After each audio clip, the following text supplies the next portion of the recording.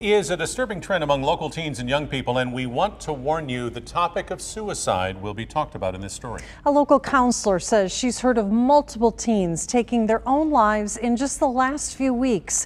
KMBC 9's Jackson Kurtz is live to explain what parents can do. Jackson? And that that counselor we talked to said that there is a mental health crisis happening among teens. It's not easy to talk about, it can be difficult, but it can be life-saving.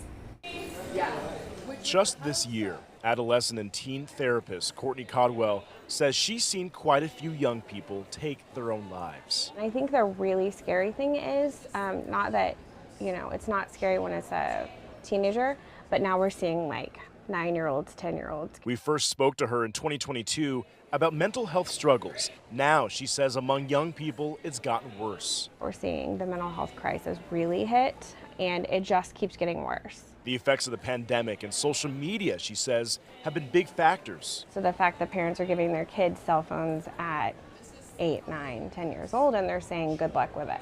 And that's where the bullying is happening. She says parents need to be talking to their kids about mental health and suicide, no matter if they're struggling or not. So it's not a fun thing to talk about, but I think right now we need to be talking to our kids as young as 8 and 9 years old. There's nothing that can't be fixed. So suicide is a permanent solution to a temporary feeling or problem.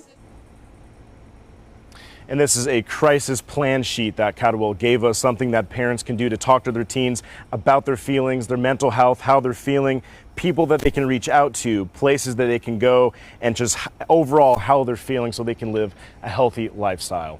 Live in Johnson County, Jackson Kurtz, KMBC 9 News.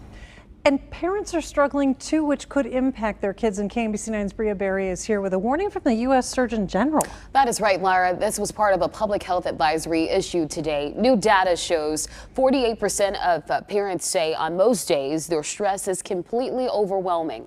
And that's compared to 26% of other adults without kids. Experts say new challenges like navigating technology and social media are a part of the problem.